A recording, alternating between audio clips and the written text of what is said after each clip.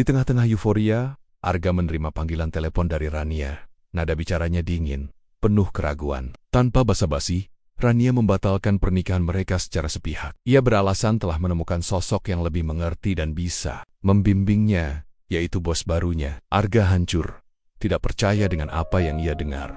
Namun, bagaimana jika pria yang disebut Rania sebagai sosok yang lebih mengerti itu ternyata tidak lebih dari bawahan Arga? Sebelum melanjutkan ceritanya, silakan ketik hadir dari mana kamu menonton video ini. Dan jika berkenan, bantu klik tombol like serta subscribe video ini.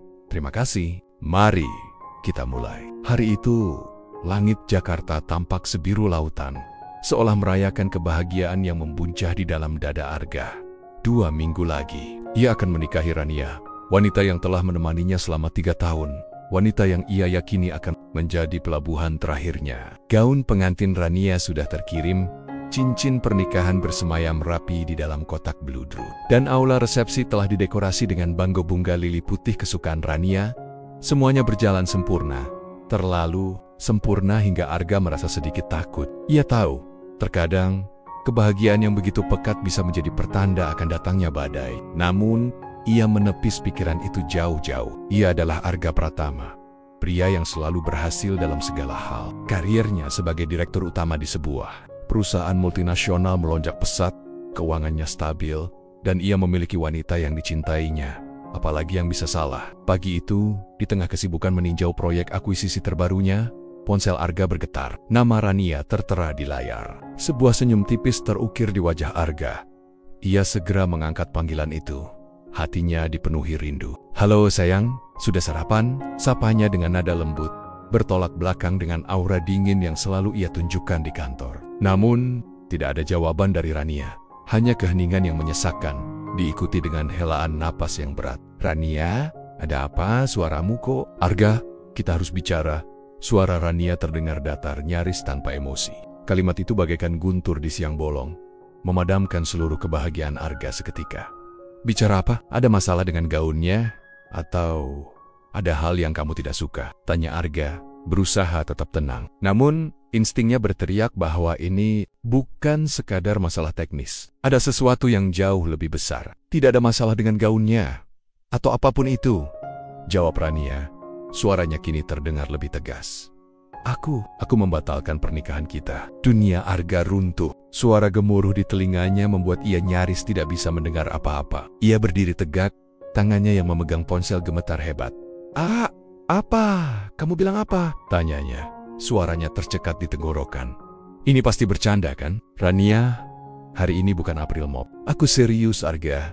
Aku sudah memikirkannya matang-matang," ujar Rania.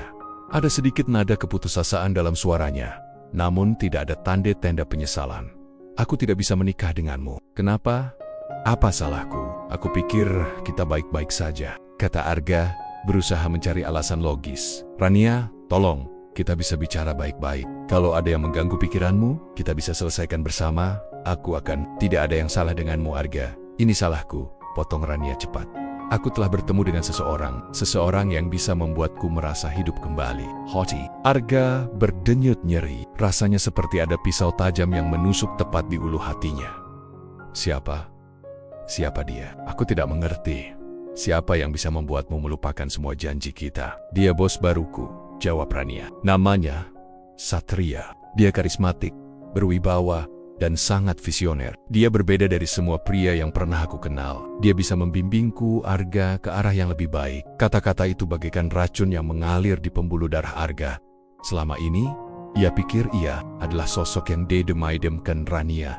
Ia telah memberikan segalanya. Bukan hanya materi, tapi juga waktu, perhatian, dan cintanya. Ia selalu mendukung Rania, membimbingnya dan mendorongnya untuk mencapai ambisi-ambisinya. Namun, semua itu seolah tidak berarti di mata Rania. Rania kini memuja pria lain, pria yang baru ia kenal beberapa bulan. "Rania, apa kamu sadar dengan apa yang kamu lakukan?" tanya Arga. Suaranya kini berubah menjadi dingin dan menusuk.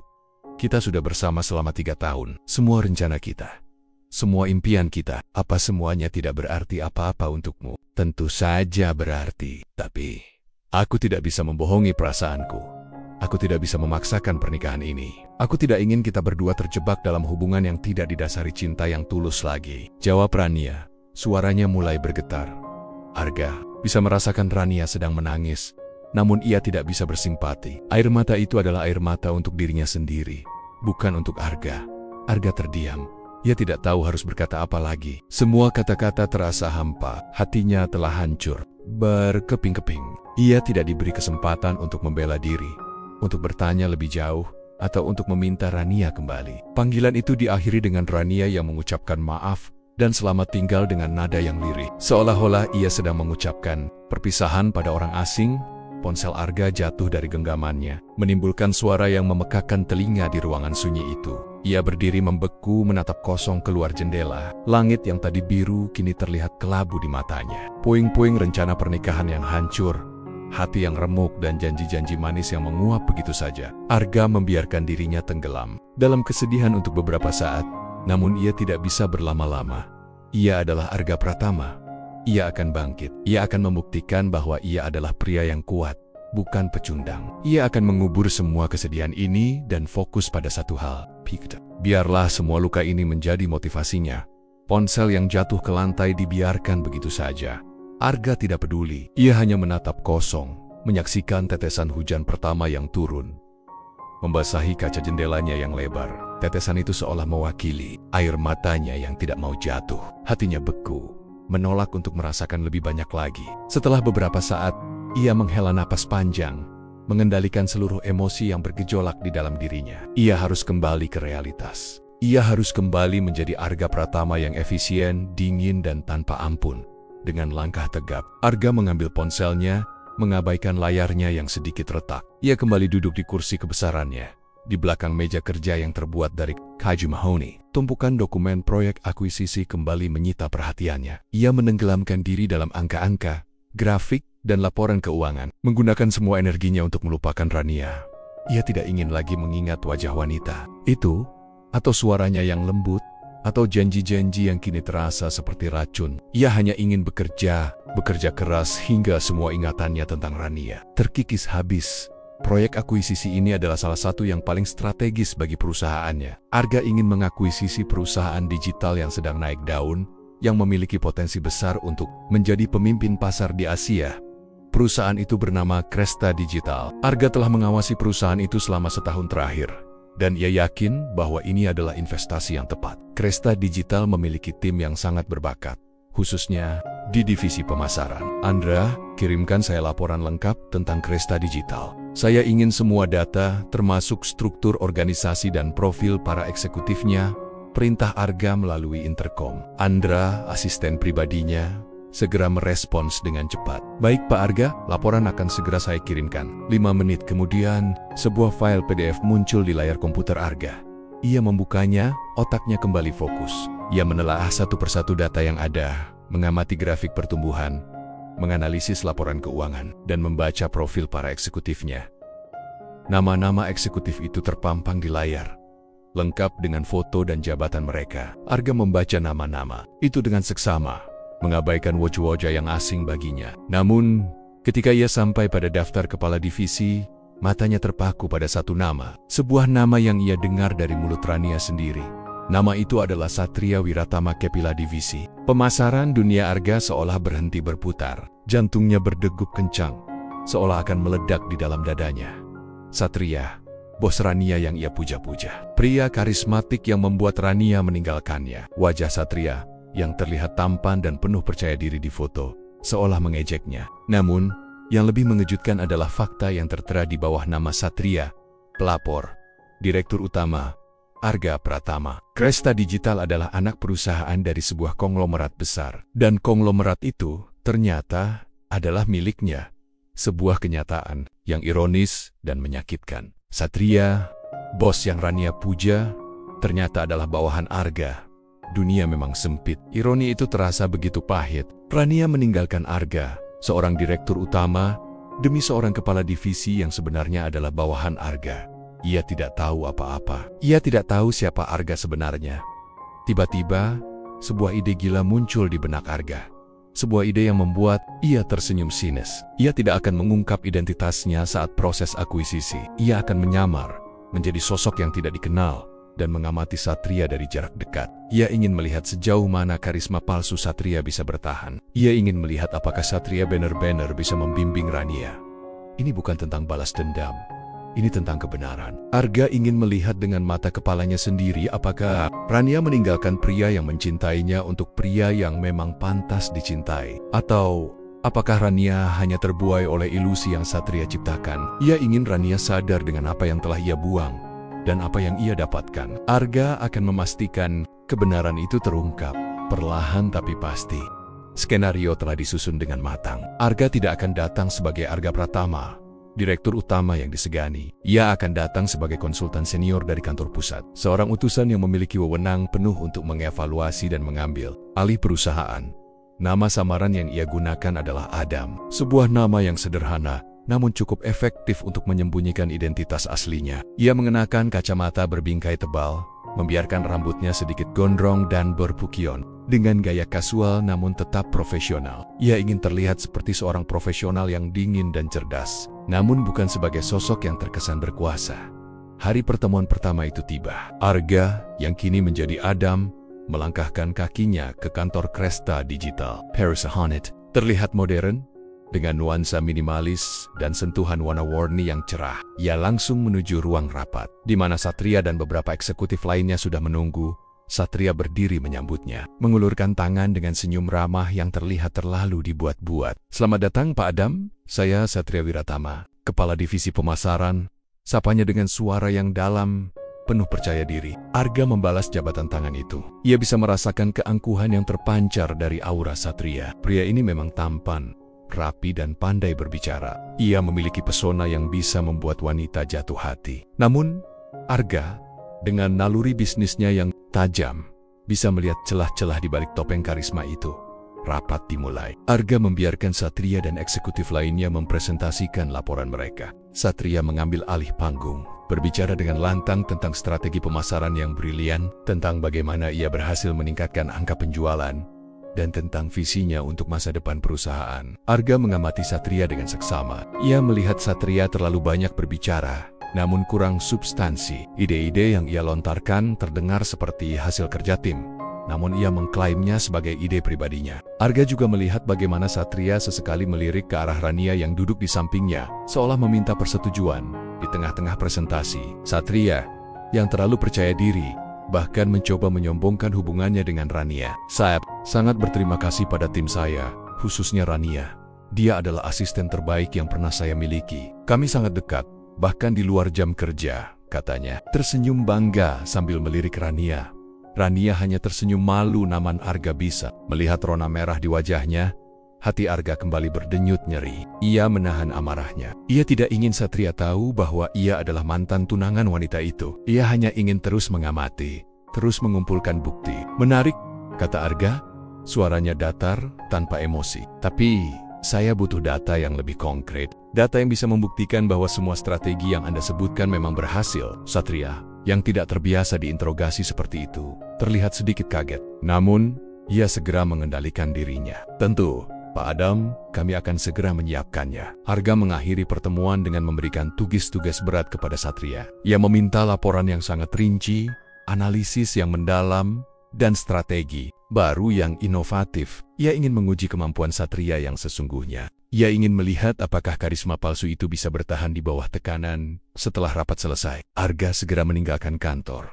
Ia tidak ingin berlama-lama. Ia tidak ingin Rania melihatnya, atau ia akan berisiko merusak sandiwaranya. Ia kembali ke mobilnya, menghela napas panjang. Pemandangan Rania yang tersenyum malu-malu di samping Satria terus menghantuinya. Ia tahu Rania adalah wanita yang cerdas, namun entah bagaimana, ia telah jatuh ke dalam perangkap Satria. Arga memutuskan untuk tidak lagi hanya menjadi pengamat. Ia akan membuat Satria merasakan bagaimana rasanya menjadi orang yang tidak berdaya, dan ia akan membuat Rania sadar dengan kesalahannya.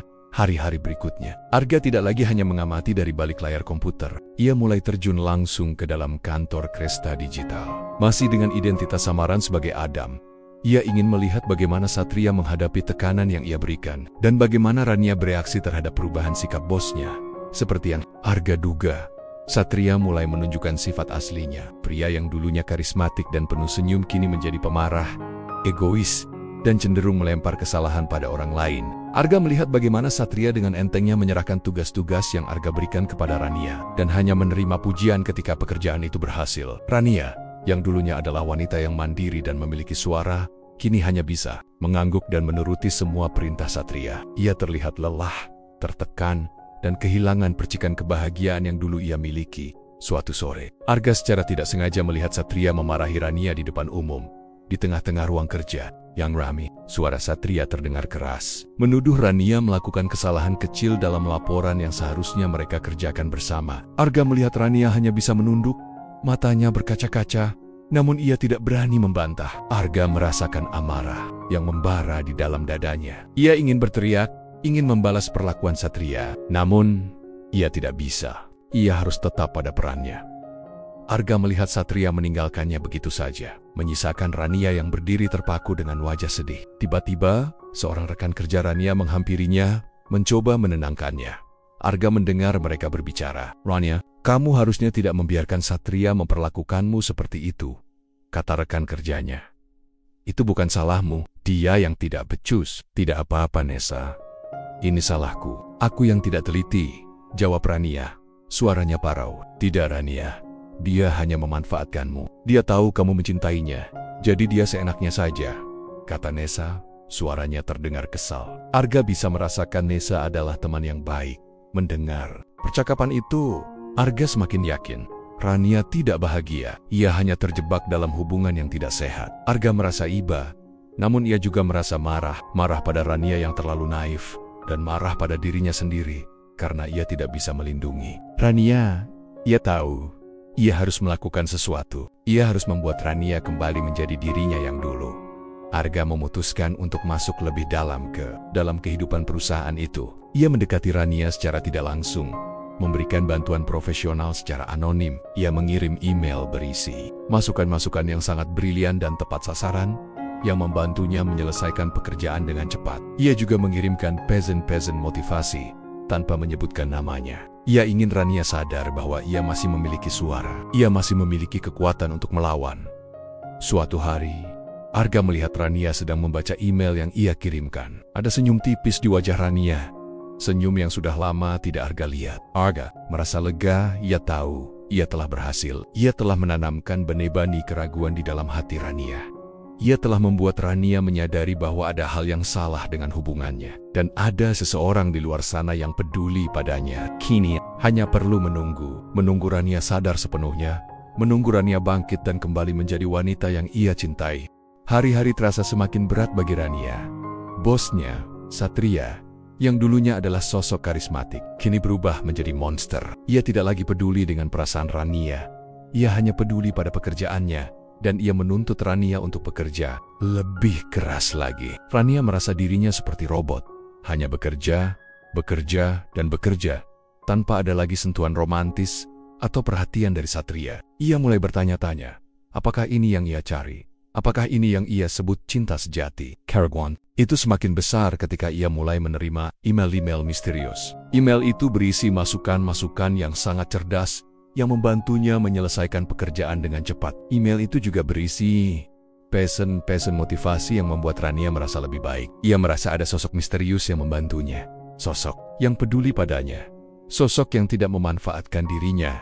Suatu hari, saat Rania sedang berada di kantor, ia melihat sosok konsultan senior itu. Ia melihat pria itu dari jauh, namun ada sesuatu yang familiar dari tatapannya, dari cara ia berjalan, dari cara ia memimpin. Hati Rania bergetar. Ia merasa seperti kembali ke masa lalu, ke saat-saat ia masih bersama Arga. Ia mencoba mengabaikan perasaan itu, namun bayangan Arga di masa lalu terus menghantuinya. Ia mulai membandingkan Arga dengan Satria.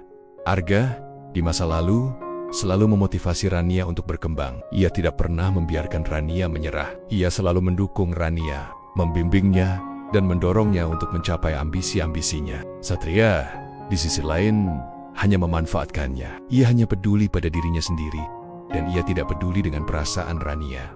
Rania merasa bodoh, ia merasa buta. Ia telah meninggalkan pria yang mencintainya. Demi pria yang hanya memanfaatkannya, ia telah membuang kebahagiaannya. Demi ilusi yang Satria ciptakan. Air mata Rania mengalir deras. Ia merasa sangat menyesal. Ia ingin kembali ke masa lalu. Ia ingin membatalkan semua keputusannya. Ia ingin kembali ke pelukan Arga. Namun, ia tahu, ia tidak bisa. Ia tahu, ia telah melakukan kesalahan yang sangat besar. Dan ia harus menanggung konsekuensinya. Ayah bisa menengges, meratapi kebodohannya. Tapi, ia tidak akan menyerah. Ia akan berjuang. Ia akan membuktikan bahwa ia bisa menjadi wanita yang lebih kuat. Wanita yang lebih baik. Ia akan membuktikan bahwa ia pantas mendapatkan kesempatan kedua. Ia pantas mendapatkan Arga kembali.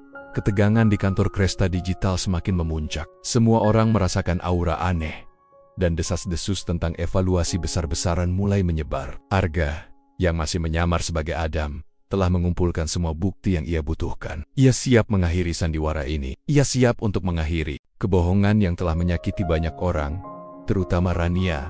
Rapat besar pun diumumkan. Seluruh eksekutif, termasuk Satria dan Rania, diwajibkan hadir. Rania merasa sangat cemas. Ia tidak tahu apa yang akan terjadi. Namun ia merasakan firasat. Bjork, hatinya berdegup kencang, dan ia merasa ingin melarikan diri. Tepat pada jam yang ditentukan, pintu ruang rapat terbuka. Bukan Arga, melainkan sosok Adam yang masuk. Semua orang, termasuk Rania, merasa sedikit lega. Mereka mengira Adam akan memimpin rapat itu. Namun, Adam hanya berdiri di samping pintu, tersenyum sinis. Tiba-tiba, pintu terbuka lagi. Sosok seorang pria masuk. Pria itu memakai jas hitam yang pas di tubuhnya, rambutnya rapi, dan matanya memancarkan aura dingin dan berwibawa. Rania terperanjat. Ia mengenal sosok itu. Sosok itu adalah Arga, mantan tunangannya. Pria yang ia tinggalkan. Arga? Bisik Rania. Suaranya tercekat di tenggorokan. Semua orang di ruangan itu terdiam. Mereka tidak menyangka bahwa konsultan senior itu adalah Arga Pratama, direktur utama perusahaan mereka. Mereka tidak menyangka bahwa mereka selama ini telah berada di bawah pengawasan Arga. Arga, tanpa menunjukkan ekspresi apapun, berjalan menuju kursi di ujung meja. "Selamat pagi semuanya," sapanya dengan suara dingin namun penuh wibawa. "Saya Arga Pratama, direktur utama di sini. Saya yakin beberapa dari kalian sudah tahu, tapi saya ingin menegaskan lagi." "Apa-apaan ini?" teriak Satria, wajahnya pucat. "Kenapa kamu ada di sini? Siapa kamu sebenarnya?" "Saya adalah pemilik perusahaan ini," jawab Arga, matanya menatap tajam ke arah Satria. "Dan saya adalah orang yang mempekerjakanmu, Satria." Satria Tehjiang.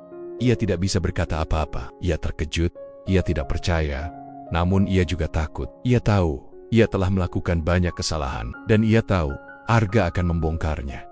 Arga tidak buang-buang waktu. Ia langsung membongkar satu persatu kelemahan Satria, bagaimana ia tidak kompeten, bagaimana ia memanfaatkan Rania, dan bagaimana ia hanya bisa berbicara tanpa substansi. Ia menunjukkan bakti-bakti yang tidak terbantahkan, mulai dari laporan keuangan yang tidak akurat, hingga email-email yang ia kirimkan pada Rania, yang membuktikan bahwa Satria hanya mengklaim aib orang lain.